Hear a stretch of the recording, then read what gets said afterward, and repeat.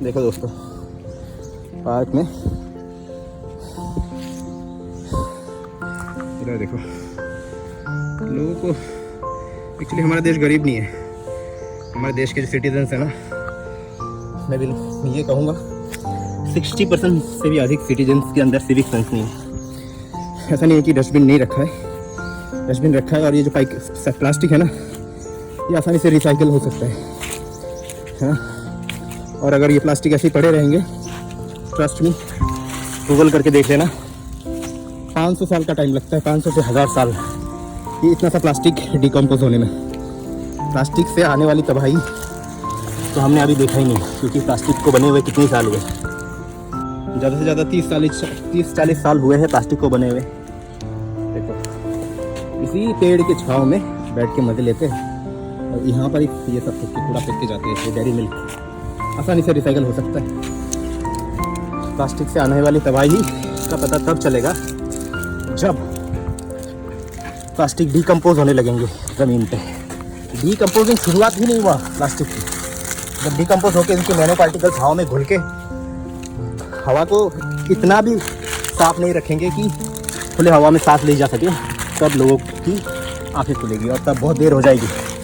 ये जो प्लास्टिक्स है, सारे के सारे प्लास्टिक्स में बोल रहा हूँ, आसानी से रिसाइकल हो सकता है। सरकार तो कुछ करेगी नहीं।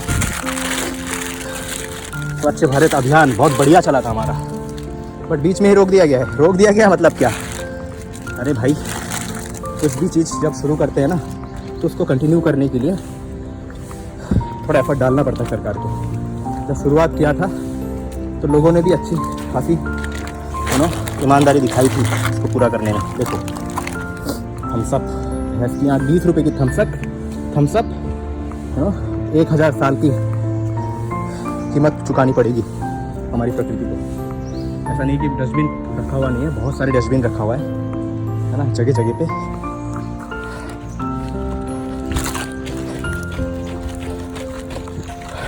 गूगल करके देख लेना, अगर मेरी बात पे यकीन नहीं है ना, गूगल करके देख लेना, आपको पता चलेगा। ये जो प्लास्टिक्स है ना, इनको डिकम्पोज होने में 500 से 1000 सालों का टाइम लगता है। ठीक है, ये प्लास्टिक नेचर में सबसे ज़्यादा तबाही फैलाने वाली चीज़ों में से एक है।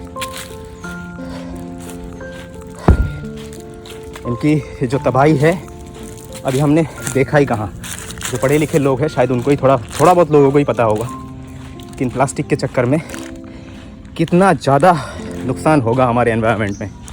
भाई, इस अर्थ में हमारे पूर्वजों ने करीब 400 करोड़ साल की ज़िंदगी जी है, तब जाके हम बंदर से इंसान बन पाए, एक सिंगल सेल ऑर्गेनिजम्स से इवॉल्व होकर, क्योंकि इस तरह की नेचर थी कि इवोल्यूशन को सपोर्ट करे।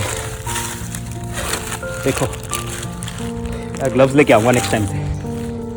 हाथ से करेंगे तो गंदगी के चक्कर में पता नहीं कौन सी बीमारी फैल जाएगी। नेक्स्ट टाइम से ग्लव्स लेके आऊँगा।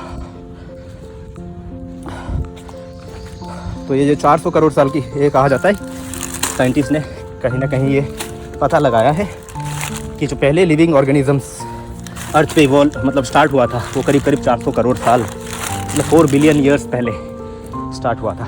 देखो, इसकी आँख इसी पेड़ में, इसी पेड़ों की छाँव में बैठ के मज़े लेते हैं, और यहाँ पर ये फेंक के जाते हैं खाना वाना खा के। ये सब स्कूलों में सिखाया जाना चाहिए, बच्चों को एक्टिविटी कराना चाहिए डेली बेसिस पे। एनवायरनमेंट डे पे बड़ा एक दिन एक पेड़ लगा के उस पेड़ का ख्याल भी नहीं रखते, दिखा देते हैं सरकार भी और कुछ लोग भी कि हमें बड़ा ख्याल है एनवायरनमेंट का, घंटा ख्याल है सारा। देखो, पल्पी ऑरेंज, भैंस की आँख 20 रुपये की पल्पी ऑरेंज, एक ऐसी 20 रुपये की पल्पी ऑरेंज एक ऐसी सिचुएशन क्रिएट कर रहा है जो हमारे बच्चे 400 करोड़ साल तो बहुत दूर की बात है भाई। अभी हमारे जो ये इंसान की जो आदतें हुई है ना, इन आदतों की वजह से मुझे नहीं लगता, स्टीफन हॉकिंग कहते हैं अपनी किताब में कि ज़्यादा से ज़्यादा 100-200 हज़ार साल की अब आयु रह गई है हमारी प्लेनेट की। क्यों भाई? इंसान इतना बुद्धिमान है, चाहे तो कुछ भी कर सकते हैं, बट कॉमन सेंस तो पहले होना चाहिए इंसान के अंदर। अरे भाई, जिसके पास नहीं है, हम इस तरह से वीडियो बना के सोशल मीडिया पे डाल सकते हैं ताकि सबको जागरूक कर सके। ठीक है, देखो नेक्स्ट टाइम से मैं ग्लव्स लेके आऊँगा, ये इससे नहीं होगा कहीं भी इनको उठाने के चक्कर में खुद ही बीमारी ग्रस्त हो जाऊँगा। तो ये सारा भर दिया डस्टबिन मैंने यहाँ से, और ऐसा नहीं है, मैं इसको चेक करूँगा, अगर ये खाली हो रहा है मतलब यहाँ से ले जा रहे हैं सरकारी लोग इसको रिसाइकल करने के लिए, अगर ये खाली नहीं होगा तो यहाँ से उठा के वहाँ तक पहुँचाऊँगा जहाँ ये रिसाइकल हो सके। वीडियो को शेयर करो भाई साहब, बहुत बड़े बड़े बकचोदी भरा चैनल्स को करोड़ों मिलियंस तक फॉलोअर्स ले जाते हैं, सब्सक्राइब करते हैं, उनकी फॉलोअर्स बढ़ाते हैं। भाई ऐसी चीज़ों को भी प्रमोट करो जिससे हमारी एनवायरनमेंट ऐसा बन सके कि हमारे आने वाली जनरेशन इस पर कम से कम आके सुकून की सांस तो ले सके। ठीक है, मिलते हैं नेक्स्ट वीडियो पे। नेक्स्ट टाइम ग्लव्स लेके आऊँगा, ऐसे नहीं करूँगा। ठीक है, आप भी ध्यान रखना, जब भी करो तो ग्लव्स पहन के मास्क पहन के करो। ठीक है, मेरे सामने पड़ा था इतना सारा प्लास्टिक, बहुत सारा साफ़ कर दिया, देखो वहाँ तक एक प्लास्टिक नहीं दिखाई देगा, यहाँ जितना मेरे से हो सकता था। अब मैं सोच रहा हूँ इसको एज एन एक्टिविटी लूँ, डेली 5 मिनट या फिर 10 से 15 मिनट नेचर के लिए ये करना ज़रूरी है सबको। और सिर्फ वहाँ पर डस्टबिन में फेंकना नहीं, वो रिसाइकल हो रहा है या नहीं हो रहा है उसका भी ध्यान रखना है। ठीक है, बाय बाय।